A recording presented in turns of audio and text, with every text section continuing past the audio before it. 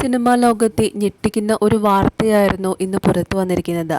യുവനടൻ അഖിൽ വിശ്വനാഥിൻ്റെ മരണത്തിൽ നടുങ്ങി മലയാള സിനിമാ ലോകം.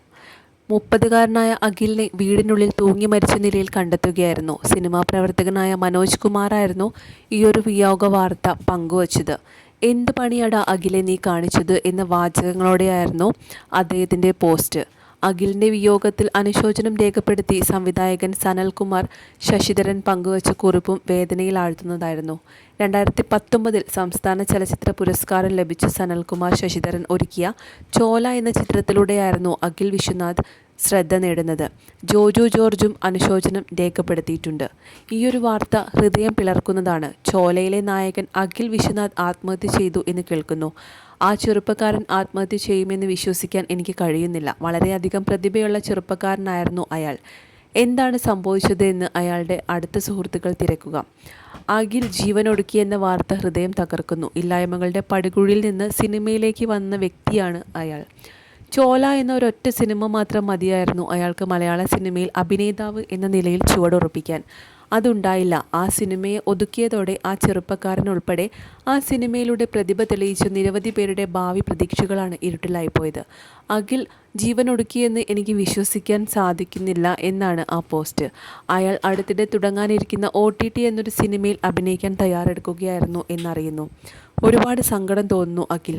എന്തായിരുന്നു അകാലത്തിലുള്ള ഈ മരണത്തിൻ്റെ കാരണമെന്ന് എനിക്കറിയില്ല. പക്ഷേ നിന്റെ ചോരയിൽ നിന്റെ ഉൾപ്പെടെയുള്ള മനുഷ്യരുടെ ഭാവി ഇരുട്ടിലാക്കിയവർക്ക് അതിന് പങ്കുണ്ട്. നിന്റെ ആത്മാവിന് ശാന്തി ലഭിക്കട്ടെ. സ്നേഹം നിറഞ്ഞ നിന്റെ പുഞ്ചിരി വീണ്ടും എന്നെ തൊടാൻ ഇടയാകട്ടെ എന്നാണ് സനൽകുമാറിൻ്റെ വാക്കുകൾ. ഹൈസ്കൂൾ വിദ്യാർത്ഥിയായിരിക്കെ സഹോദരനോടൊപ്പം അഭിനയിച്ച ടെലിഫിലിമിലെ പ്രകടനത്തിന് മികച്ച ബാലതാരത്തിനുള്ള ടെലിവിഷൻ അവാർഡ് അഖിലിന് ലഭിച്ചിട്ടുണ്ട്. മൊബൈൽ ഷോപ്പിൽ ജോലി ചെയ്തു വരികയാണ് സനൽകുമാറിൻ്റെ ചോല എന്ന സിനിമയിലേക്കുള്ള അവസരം എത്തുന്നത്.